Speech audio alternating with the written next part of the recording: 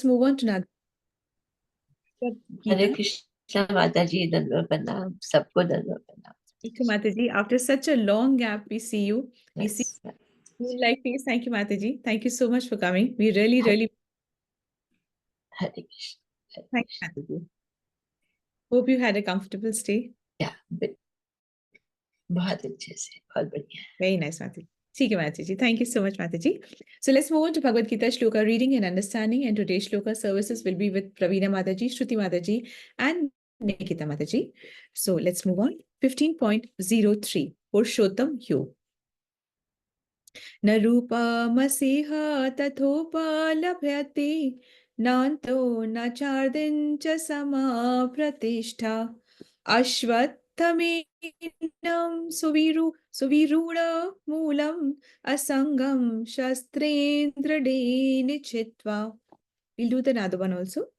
तथा पदं तत्परिमार्थिव्यं यस्मिन् गताना निवर्तन्ति भूय तमेव चाद्यं पुरुषं प्रवद्ये यथा प्रवर्ति प्रसता पुराणी.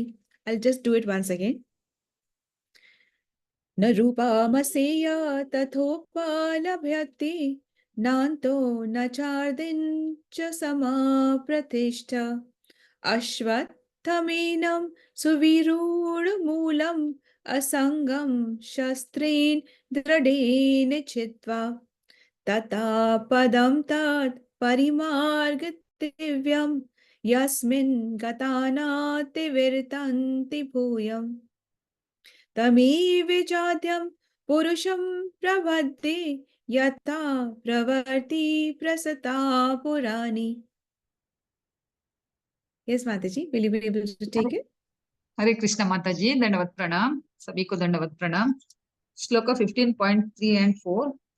न रूपेमस्य ततोपलभ्यते नान्तो न चार्दीन च सम्प्रतिष्ठा अश्वत्थमेनं सुविरूढमूलम् असङ्गशस्त्रेण दृढेन चित्वा तथा पदं तत्परिमार्गितव्यम् यस्मिन् गता न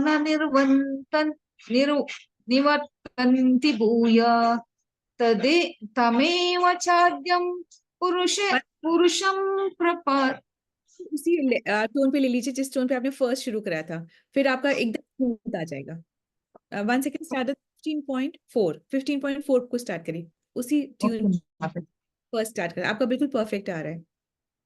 ततं पदं तत्परिमार्गितव्यम् यस्मिन् गता न निवर्तन्ति भूय तमेव चाद्यं पुरुषं प्रपद्ये यथा प्रवृत्ति प्रसत पुराणी।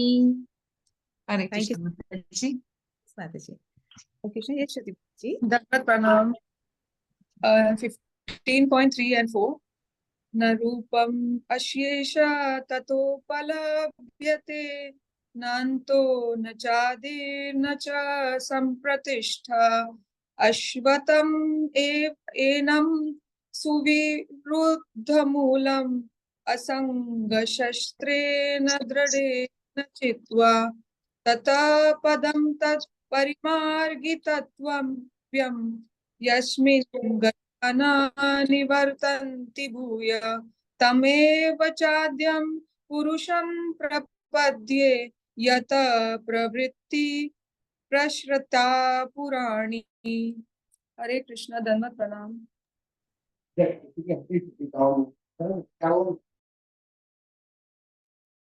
माता जी आप म्यूट पे हो। Very nice, Mataji. I just wanted to say just the first line is Tathopa. That's Hare Krishna. Mataji, now you're on mute. Okay, Mataji. So that's the only little different. Otherwise, absolutely fine, Mataji. Yes, Nikita Mataji. Is Nikita Mataji not around today? No, Mataji, she's not there. Mataji, please take the translation. Just the translation. हरे कृष्ण माता जी, आपने मुझे कहा। Yes, Mataji. Your हरे इस वृक्ष के वास्तविक स्वरूप का अनुभव इस जगत में नहीं किया जा सकता। कोई भी नहीं समझ सकता कि इसका आदि कहाँ है, अंत कहाँ है या इसका आधार कहाँ है। लेकिन मनुष्य को चाहिए कि इस दृढ़ मूल वाले वृक्ष को विरक्ति के शस्त्र से काट गिराए। तत्पश्चात उसे ऐसे स्थान की खोज करनी चाहिए जहां जाकर लौटना ना पड़े और जहां उस भगवान की शरण ग्रहण कर ली जाए जिससे अनादिकाल से प्रत्येक वस्तु का सूत्रपात तथा विस्तार होता आए। Yes, माताजी, absolutely, thank you so much माताजी, वेरी, ये एक्चुअली अपने आप में ही समझा देता है पूरा, ये this very easy to understand, ये वाला तो बहुत अपने आप में समझा देता है। We'll do the shloka understanding first. न रूप मसेह तथोप लभ्यते। इसका जो रूप है, इस किसका रूप, इस संसार वृक्ष का जो रूप है, ये ना तो इसका अनुभव करा जा सकता है, इसका अनुभव नहीं कर सकते, क्योंकि इस संसार में ऐसा कोई पेड़ है ही नहीं। ऐसा है क्या कोई पेड़ जिसके की रूट्स ऊपर है, ब्रांचेस नीचे हैं, उल्टा है? ऐसे है ही नहीं कोई पेड़। तो इसको इमेजिन करना बहुत, हमारे लिए बहुत डिफिकल्ट है, इसको हम इमेजिन नहीं कर सकते, अनुभव नहीं कर सकते इसका। अश्वत्थमेन सुविरूढ़ मूलम, मतलब इस वृक्ष को, इसकी जो जड़ें हैं वो बहुत मजबूत हैं, मतलब यूं ऐसे ऊपर की तरफ है पर इसकी जड़ें बहुत मजबूत हैं। असंग शस्त्रेण दृढ़ेन चित्वा, मतलब इसको खाली से कैसे, इसको कैसे काट सकते हैं, पेड़ को कैसे काटेंगे, कुल्हाड़ी से काट सकते हैं। तो अब यहाँ पे कौन सी कुल्हाड़ी की जरूरत है? इस पेड़ को, जो संसार रूपी जो पेड़ है, इसको काटने के लिए कौन सी कुल्हाड़ी की जरूरत है? सिर्फ एक कुल्हाड़ी। हाँ जी माता जी, यस माता जी, ओके, भक्ति, ओके माता जी। सो यस, भक्ति तो है ही अल्टीमेट, और ज्ञान से की गई भक्ति और वैराग्य से की गई भक्ति, अगर यदि से तो अटैचमेंट रहता है तो भक्ति क्षीण हो जाती है, और यदि से तो ज्ञान नहीं होता तो अंधी भक्ति, जो ब्लाइंड फेट होता है ना, वो भी हमें कहीं लेके नहीं जा सकता है। वो हमें एक स्टेप फॉरवर्ड कर सकता है पर हमें अपने परमानेंट गंतव्य पे नहीं पहुंचा सकता है। ठीक है, तो इस तरीके से होता है। तो असंग मतलब वैराग्य, वैराग्य कैसे? ज्ञान के द्वारा प्राप्त किया गया वैराग्य। क्यों ज्ञान के द्वारा प्राप्त किया गया वैराग्य? क्योंकि वो वैराग्य ठहरता है, वरना आता और जाता है। ठीक है, जब हम किसी को देखते हैं कि कोई अपना ही फिजिकल बॉडी छोड़ के चला जाता है, और हमने उसको क्रिमेशन ग्राउंड में भी जाके देख लिया कैसी बॉडी चली जाती है, तो उस टाइम पे कुछ वक्त के लिए वैराग्य आता है। बहुत, किसी को ज्यादा भी आ सकता है, कोई बहुत निजी होता है तो उसको ज्यादा भी आ सकता है, परंतु वो वैराग्य भी अपने रास्ते से निकल जाता है, वो ठहरता नहीं है। वैराग्य कब ठहरेगा? जब हम ज्ञान से इस चीज को समझेंगे, और ज्ञान कहाँ से? खुद से समझेंगे तो इतने जल्दी नहीं आएगा, क्योंकि खुद से हम बहुत चीजों की बहुत मीनिंग ले लेते हैं, और खुद से अगर हम भक्ति करते हैं तो कई बार बोरिंग भी बहुत हो जाती है।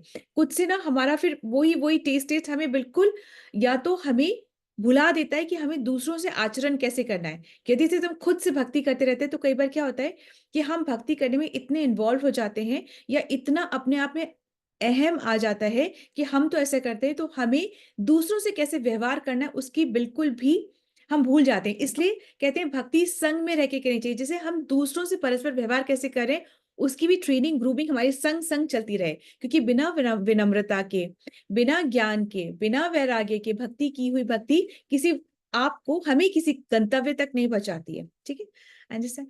सो अब सेकंड वाला श्लोका जो है उसका अंडरस्टैंडिंग है, तथा पदम तत्परिमार्ग दिव्य, मतलब कि उसके पश्चात, अब ये हमने काट दिया, कुल्हाड़ी से हमने काट दी, किसकी कुल्हाड़ी से? ज्ञान और वैराग्य की कुल्हाड़ी से इस संसार रूपी जो पेड़ है, यहाँ पे इसको काट दिया। अब काटने की बात करना क्या है वो भी तो पता होना चाहिए, कि काट दिया, अब जो था वो भी छोड़ दिया, तो अब जाना कहाँ है, तो ये हमको पता होना चाहिए। तो उस मार्ग को खोजना है, और खोजेंगे कैसे? खुद से हम सोचेंगे गूगल मैप लगा करके तो नहीं मिलने वाला है, किसी से पूछेंगे तो वो हमें कोई भी रास्ता बताएगा। तो अभी हमें किससे सुनना है?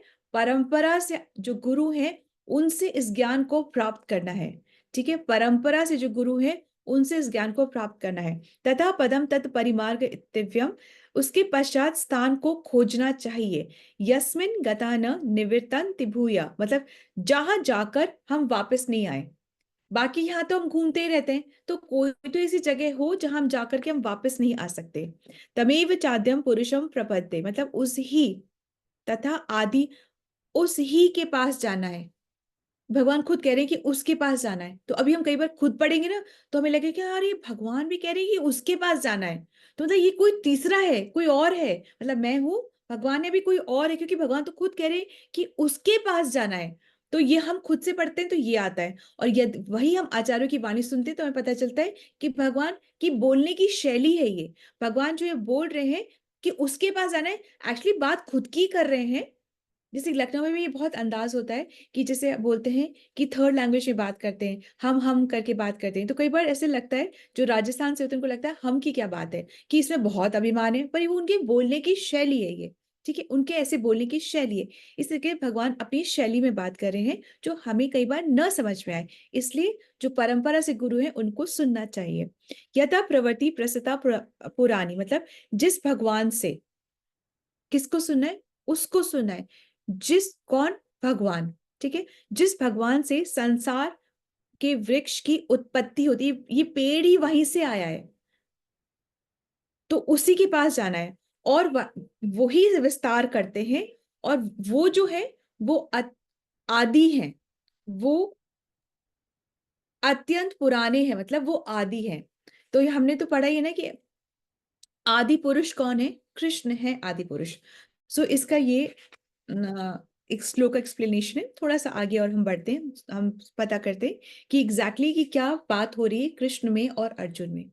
तो पहली बात तो ये है कि हमने अभी अभी तक ये पढ़ा कि जो वृक्ष है ये बहुत फैला हुआ है, और ये वृक्ष उल्टा है, लटका हुआ है और बहुत ज्यादा फैला हुआ है, और इसकी जो शाखाएं हैं उन शाखाओं में से जड़ें वापस आ रही हैं।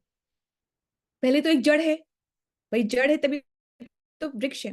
तो पहले तो एक जड़ है, जड़ की शाखाएं हैं, जड़ की तना है, तने से शाखाएं हैं, और उन शाखाओं से फिर वापस रूट्स या जड़ें वापस आ रही हैं, और ये जड़ें मनुष्य को बांध कर रखती हैं। तो अब अर्जुन सोच रहा है कि ये तो बहुत ही भयानक है, ये तो बहुत ही भयानक है कि पहली बात तो हमारे हम कर्म कर रहे हैं, कर्म से वो जड़ें हो रही हैं, जड़ें हमको बांध करके रख रही हैं, और ये जो बंधन है ये बहुत बहुत बहुत जटिल है। ये बंधन, इससे निकल पाना बहुत आसान बिल्कुल भी नहीं है, और हमें ये जड़ें हमसे काम करवाती हैं, कर्म करवाती हैं, कर्म से हमें बंधन में डालती हैं, और बंधन डालने के बाद हमें जबरदस्ती फोर्स करती हैं कि हम अपने कर्मों के फल को भी चखें। तो ये तो हमें हमारे हाथ बंधे हुए हैं सब, और हमें जबरदस्ती बोला जा रहा है कि जो फल है उसको भी चखो। तो ये तो बहुत ही भयानक बात है। ऐसा कौन सोच रहा है, ऐसा अर्जुन सोच रहा है। जैसे कि मिश्रा माता जी भी हमेशा सोचते थे कि तो बहुत डिफिकल्ट है, ये तो बहुत डिफिकल्ट है। तो जब ऐसा हम सोचते हैं तो कृष्ण को बहुत अच्छा लगता है, वो उनको लगता है कि ये सब्जेक्ट है जो उसको इंटरेस्ट कर रहा है, जो मेरे भक्तों को इंटरेस्ट कर रहा है। और जब भक्त ऐसा सोचते हैं तो कृष्ण को बहुत अच्छा लगता है। एक्चुअली जो सोचता है ना वो कृष्ण को बहुत प्रिय है, फालतू का सोचना नहीं, परंतु जो कृष्ण के बारे में, इस दुनिया, इस बनाए हुए संसार से निकलना कैसे, इस बारे में जो सोच रहा है, तो कृष्ण बहुत खुश होते हैं। और एक्चुअली उससे ज्यादा खुश होते हैं जो बहुत व्यस्त होने के बावजूद भी कृष्ण के बारे में सोचता है। जो गृहस्थ है, जिसको बहुत सारी जिम्मेदारियां हैं, स्कूल का टिफिन, कितने यहाँ पर हैं जिनको स्कूल का टिफिन बनाना है, अपने हस्बैंड्स के लिए टिफिन तैयार करना है, पर फिर भी वो आकर के बैठते हैं। ठीक है, जो ऐसे आके बैठ रहे हैं, कृष्ण उनसे ज्यादा प्रसन्न हो रहे हैं, उनसे भी ज्यादा जो कि समाधि लगा करके पहाड़ों पे बैठे, उनसे ज्यादा भी उनसे प्रसन्न हो रहे हैं, जो कि उनको जो स्वभाव दिया गया है, जो कार्य दिया गया है, जो रिस्पॉन्सिबिलिटी दी गई है, उसको पूरा करते हुए वो कृष्ण के बारे में सोच रहे हैं, उनके लिए टाइम निकाल रहे हैं, तो कृष्ण उनसे बहुत खुश होते हैं। ठीक है, तो हमें गिल्टी नहीं फील करना है, अपने इस भाव को और बढ़ाना है और सुंदर बनाना है। कभी अपने आप को ऐसे नहीं सोचना कि क्या हो रहा है, मैं इतना हो रही हूँ, एक ही जगह हो जाऊं, क्या है, मैं एक ही चीज कर लूं ना, बच्चे को भी पाल पोस के बड़ा करना है, मैं तब वो ही कर लूं ना, अभी छोड़ दूं। नहीं, जब ये करते करते कृष्ण को ले लेते हैं संग में, तो कृष्ण बहुत सुंदर उसको फील करते, उनको बहुत अच्छा लगता है इस बात से। तो एनीवे, तो अर्जुन सोच रहा है ये तो बहुत भयानक है कि एक तो जड़ें हैं, फिर और हम बनते चले जा रहे हैं, और हमको फ्रूट भी चखने के लिए जड़ें हमें मजबूर करती हैं। तो बहुत, तो कृष्ण ये सुनते हैं, मुस्कुराते हैं, और फिर कहते हैं कुछ इंपॉर्टेंट बातें। वो कहते हैं कि हाँ, ये जड़ें बहुत ताकतवर हैं, इनको कोई भी शस्त्र से हम नहीं काट सकते, परंतु एक कुल्हाड़ी ऐसी है जिसे काटा जा सकता है। वो कुल्हाड़ी क्या है, वो ज्ञान और वैराग्य की वो कुल्हाड़ी है, जिससे हम बार बार उसको धार भी देनी पड़ती है। ऐसा नहीं कुल्हाड़ी हमारे पास आगे कट से काटा और झट से कट गया, ऐसा नहीं होता। कुल्हाड़ी को शार्पन भी करना पड़ता है और उसको बार बार काटना भी पड़ता है, तब जाके पेड़ कटता है, ऐसे नहीं कटता पेड़। और तो इसका मतलब ये क्या है कि हमें खुद से भी मंथन करना है, खुद को भी, खुद की इंटेलिजेंस को भी शार्पन करना है। बुद्धू बन के हम नहीं पर कर सकते भक्ति, हमें खुद को सोचना है और सोच के आंसर्स ढूंढने हैं। तब क्यूरियोसिटी लानी, ब्रह्म जिज्ञासा करनी है, तो हमें खुद को खुद से शार्पन करना है। और क्या करना है, बार बार काटना है। और बार बार काटना है का मतलब क्या है कि हमें रोज सुनना है, रोज सुनना है।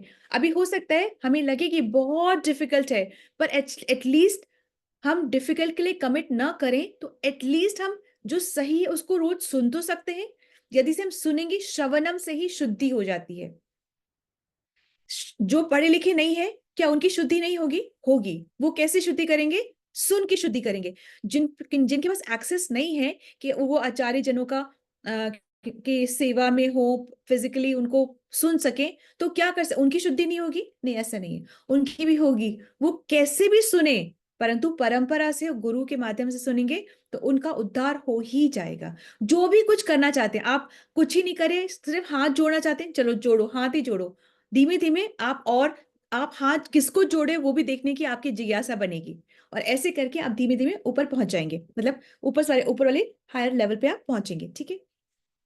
सो अब कृष्ण बता रहे हैं कि एक खिलाड़ी है और वो खिलाड़ी है ज्ञान और वैराग्य की। उस खिलाड़ी से इस वृक्ष को काटा जा सकता है।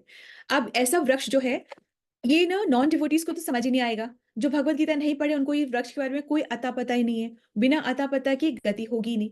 तो और ये वृक्ष यहाँ दिखता भी नहीं, कभी ऐसे देखा ही नहीं हमने कि कोई उल्टा पड़ा हुआ है वृक्ष और वो जीवित भी है। ऐसा नहीं होता, जो वृक्ष है वो सीधे ही खड़े हुए हैं, हमको वो सीधे लगते हैं। तो नंबर 1 वो पेड़ जो है वो उल्टा है, और नंबर 2 ये पेड़ जो है वो अशाश्वत है, मतलब अविनाशी है। सॉरी, ये जो पेड़ जो है अविनाशी है, इसका जल्दी नाश नहीं होता। क्यों? क्योंकि इसकी जड़ें नहीं कटती हैं। जो ये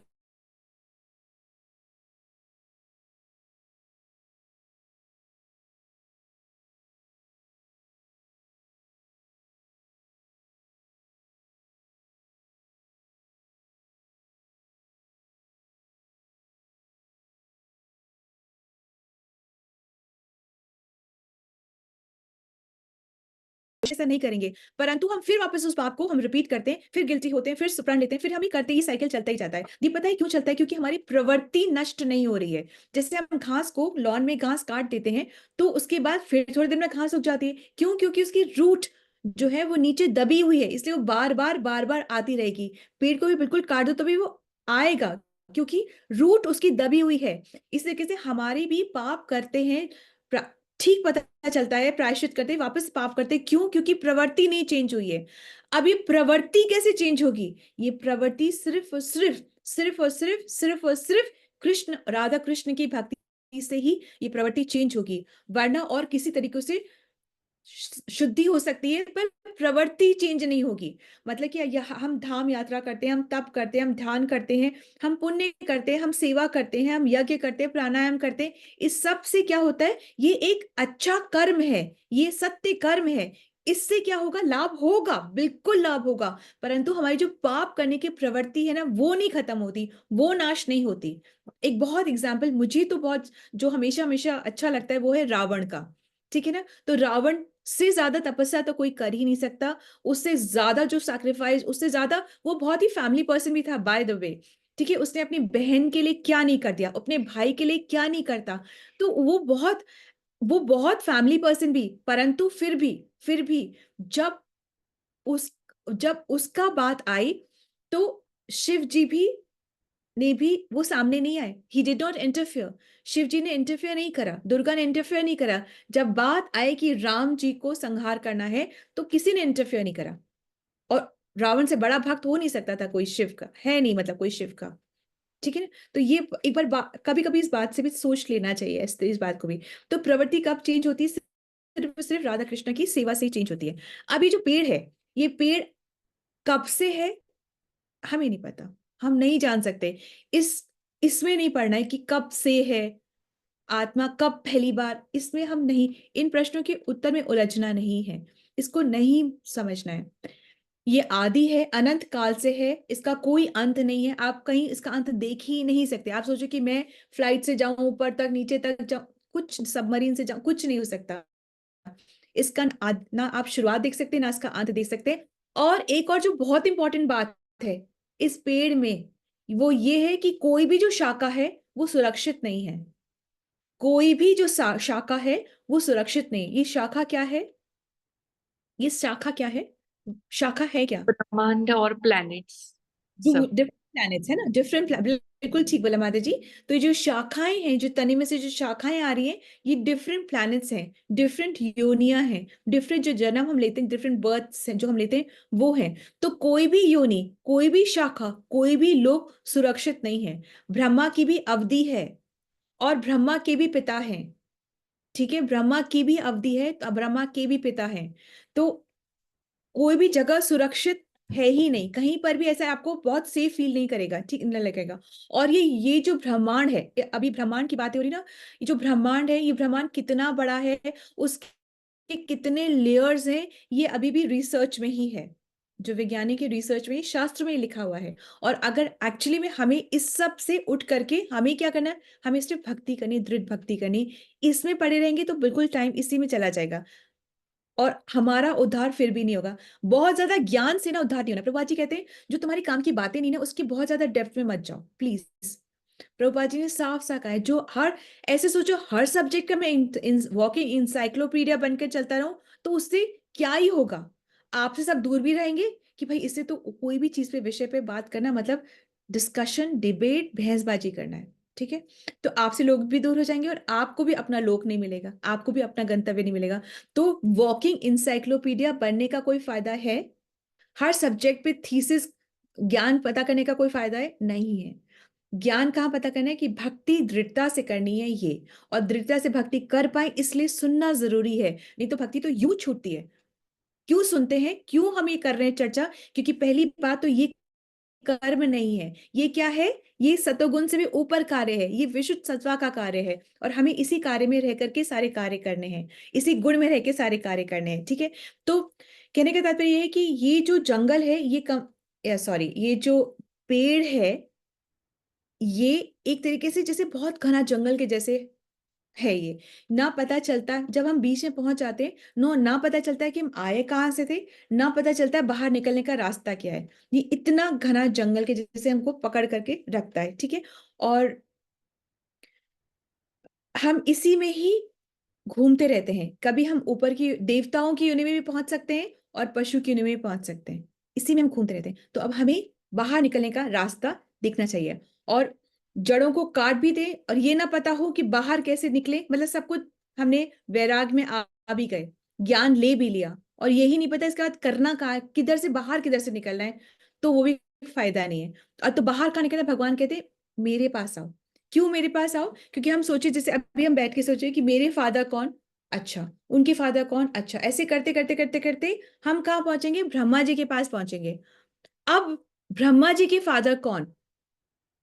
ठीक है, ब्रह्मा जी के फादर कौन? तो हम पहुंचेंगे फिर डायरेक्टली कृष्णा पे। तो वहां पहुंचना है जहां से कुछ और है ही नहीं, तभी हम वहां से वापस नहीं आएंगे। Is it okay? वैराग्य लेना मतलब क्या है? मतलब कि सैफरन क्लोथ्स पहन करके सब कुछ, सब पूरी फैमिली छोड़ के हम भाग जाए यहाँ से, कोई आश्रम में चले जाए, वहां रह ले, तभी भक्ति, तभी हमको शांति मिलेगी? इतना किट किट किट किट है सब जगह, यहाँ तो मैं तो बिल्कुल, एक कपड़ा लो, सूटकेस लो, मेरा मन करा भाग जाओ यहाँ से कहीं से। क्या भाग जाएंगे तो शांति मिल जाएगी? कई बार बोलते हैं मन करता है भाग जाओ इन सब चीजों से, है ना? तो क्या हम भाग जाएंगे तो शांति मिल जाएगी? तो क्या हमें भक्ति हम कर पाएंगे? नहीं। अंदर से जब तक क्लीनिंग नहीं होगी, जब तक अंदर से चेंज नहीं होगा, आप चाहे आप 7 स्टार होटल में जाके रह लो, चाहे आपको मिशलिन स्टार खाने का आपको मिल जाए, आप जब तक अंदर से शांति नहीं होगी ना, आपको कहीं शांति, कहीं भक्ति कर ही नहीं सकते। भक्ति करने के लिए भी शांति चाहिए, तो हम कर ही नहीं सकते। और वो कब होगी? जब अंदर से अनर्थ हटेंगे। गंदगी काहे की है? अनर्थों की गंदगी है। जब अनर्थ हटेंगे, जब अंदर से हम चेंज होंगे, तब हम चाहे भरे बाजार में भी भक्ति कर सकते हैं। उसमें भी हमें हम और कृष्ण बस, और गुरु की बातें, बस यही है। गुरु की बातों के बिना कृष्ण को नहीं जान सकते, डायरेक्ट रास्ता ही नहीं कोई।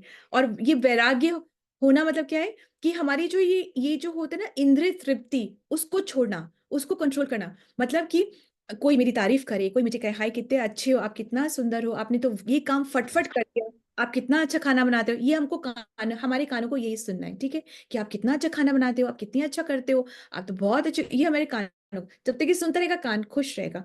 तो ये जो इंद्रिय है ना, सारी इंद्रिय ऐसे, आंखों को बहुत अच्छा अच्छा देखना है, अभी बहुत सुनहरा, बहुत पहाड़ फूल देखने हैं किसी को पिक्चरें देखनी है, किसी को कुछ देखना है, किसी को ऐसे करके आंखों को बहुत अच्छा देखना है। तो इससे इंद्रियों को कंट्रोल में करना, ये होता है वैराग्य, ठीक है। छोड़ देना वैराग्य नहीं है, ये होता है वैराग्य कि इंद्रियों को भोग से बचा करके रखना, कंट्रोल करके रखना, बंद नहीं करना है, कंट्रोल करके रखना, उसको चैनलाइज करना है, ठीक है। और ये आत्मज्ञान की बातें कहाँ से पता चलती है? शास्त्रों से ही पता चलती है। बार बार हम सुनेंगे, बार बार हम जानेंगे, बार बार हम गिरेंगे, बार बार गलतियां होंगी, फिर बार बार हम उठेंगे और फिर हम अपने गंतव्य पे पहुंचेंगे, ठीक है। सो एक्चुअली बोलने को बहुत कुछ है, but we are running short of time, so let's stop here.